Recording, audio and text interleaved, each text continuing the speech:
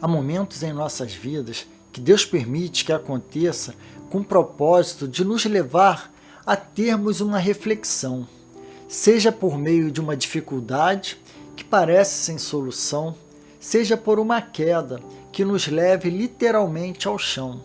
Acredite, são nestes momentos que Deus quer que estejamos sensíveis ao despertamento que Ele quer nos dar, pois assim que depois de negar que conhecia Jesus por 3 vezes, foi que Pedro ouviu o cantar do galo e se lembrou do alerta anterior de Jesus, que o sensibilizou às palavras que lhe foram ditas anteriormente, vindo a chorar muitíssimo. Que nós estejamos com os corações sensíveis ao ouvir o cantar do galo em nossas vidas. Como ilustração de como os nossos sentidos e ouvidos estão atentos às coisas ao nosso redor, vou lhes contar uma história que tem por título Ouvindo o Canto do Grilo em Nova York. Passeava pela Sexta Avenida na cidade de Nova York o notável naturalista Carlos Kellogg. Ele dedicara sua vida ao estudo de insetos, ramo da ciência chamado de entomologia. Ele estava acompanhado de um amigo músico, quando no meio do grande barulho da cidade, do ronco forte de motores, buzinas, conversas da multidão, ele parou um momento e disse ao amigo: "Você está ouvindo um grilo cantar?" "Ouvindo o quê?" "Um grilo." "Não é possível ouvir um grilo no meio dessa balbúrdia." Kellogg foi a um canto, chamou seu amigo e mostrou-lhe no muro um grilo preto cantando. "Como é possível você ter um ouvido tão aguçado para sintonizar um grilo no meio dessa Babilônia de sons?" perguntou-lhe o amigo. "Vou lhe mostrar", disse Kellogg, tomando uma moeda do bolso e deixando-a cair. Muitas pessoas pararam e começaram a procurar a moeda. Assim são as pessoas, sintonizam o ouvido naquilo em que estão interessadas. Que constatação verdadeira, né, meus amados? Então, eu lhes convido a estar com os ouvidos atentos ao cantar do galo em nossas vidas. Antes de lermos a passagem bíblica que narra o episódio em que Pedro ouviu o galo cantar em sua vida, leamos outra passagem bíblica que nos ensina que as 3 vezes que Pedro negou conhecer Jesus não foi o momento crucial da queda de Pedro, mas foi apenas consequência de um erro anterior, pois o início de sua queda se deu quando Jesus lhe advertiu que iria negá-lo, ainda naquela noite. Mas Pedro foi soberbo e não aceitou o conselho de Cristo, e teve a insensatez de ser contrário àquilo que Cristo lhe dissera. Vejamos esta passagem do alerta de Jesus a Pedro, em Mateus 26, 33 a 35. Pedro respondeu: "Ainda que todos te abandonem, eu nunca te abandonarei." Respondeu Jesus: "Asseguro-lhe que ainda esta noite, antes que o galo cante, 3 vezes você me negará." Mas Pedro declarou: "Mesmo que seja preciso que eu morra contigo, nunca te negarei." E todos os outros discípulos disseram o mesmo. A soberba precede a queda e cega o homem, fazendo-o cair. Pois, sem reconhecer nossas fraquezas, seremos levados ao chão, à queda. José reconheceu a fraqueza da carne e correu da presença da mulher de Potifar. Faltou humildade a Pedro em reconhecer sua fraqueza e pedir graça ao Senhor para lhe ajudar em suas fraquezas, não é verdade?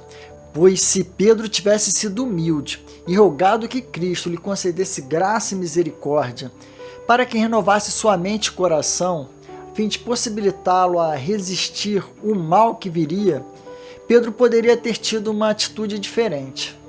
Agora, leiamos a passagem em que Pedro nega Jesus e o galo o lembra de seu erro. Lucas 22, de 54 a 62. Então, prendendo, levaram para a casa do sumo sacerdote. Pedro os seguia à distância. Mas quando acenderam um fogo no meio do pátio e se sentaram ao redor dele, Pedro sentou-se com eles. Uma criada o viu sentado ali, à luz do fogo. Olhou fixamente para ele e disse: Este homem estava com ele. Mas ele negou: Mulher, não o conheço. Pouco depois, um homem ouviu e disse: Você também é um deles. Homem, não sou, respondeu Pedro. Cerca de 1 hora mais tarde, outro afirmou: Certamente este homem estava com ele, pois é galileu.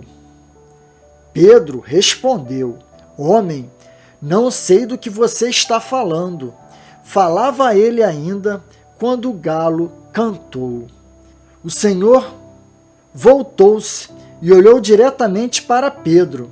Então Pedro se lembrou da palavra que o Senhor lhe tinha dito. Saindo dali, chorou amargamente. No versículo 54, observamos que o cuidado que Pedro teve de seguir de longe a Jesus prisioneiro foi para não correr perigo, salvar sua reputação e dormir confortavelmente ao fim de tudo. Então, quantos de nós temos seguido a Cristo de longe? Isso mesmo. Quantos não querem abrir mão de certas companhias, abrir mão de certos prazeres passageiros que satisfazem a nossa carne, abrir mão de ter aquela imagem de pessoa descolada, pois não quer se posicionar e ser chamada de quadrada ou desatualizada? Atente-se ao cantar do galo agora, em sua vida, e lembre-se das palavras de Jesus.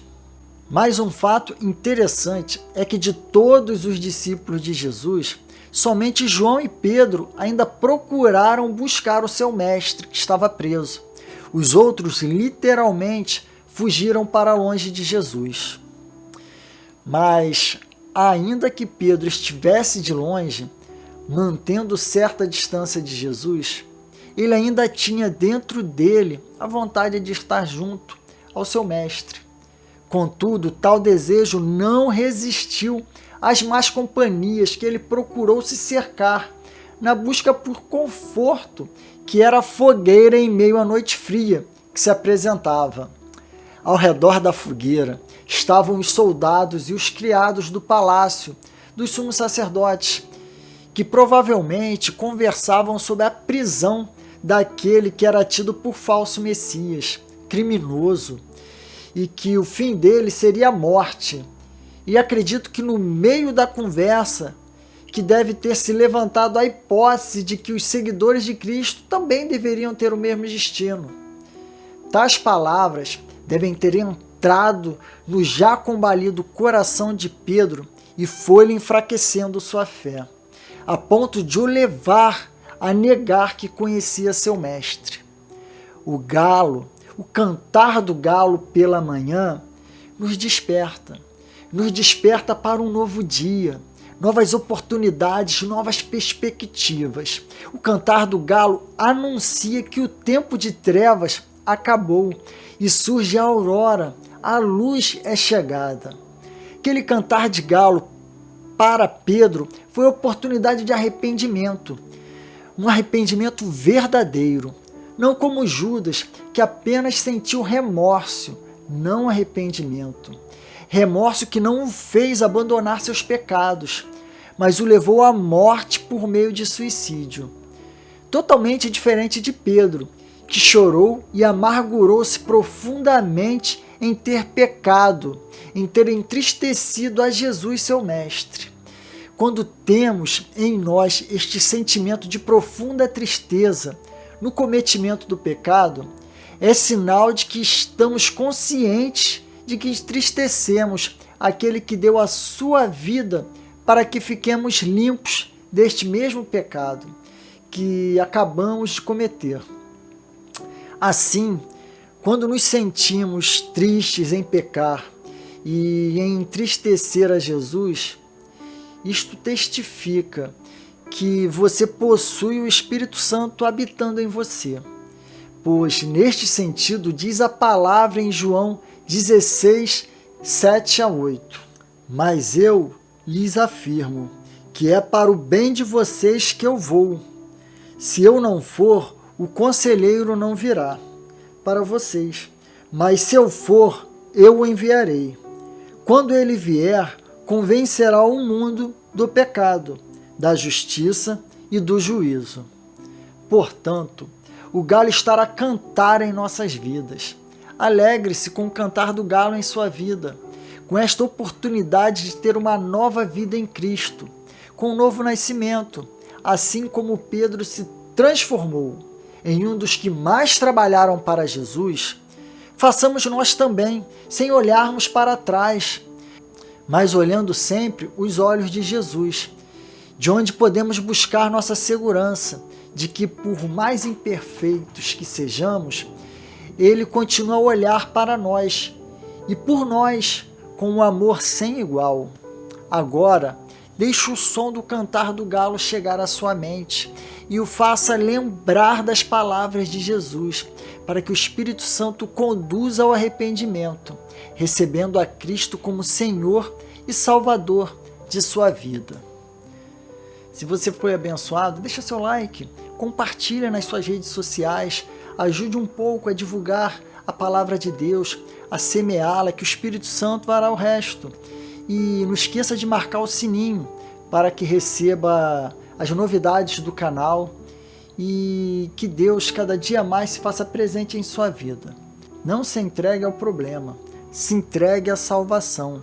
Venha conhecer Jesus.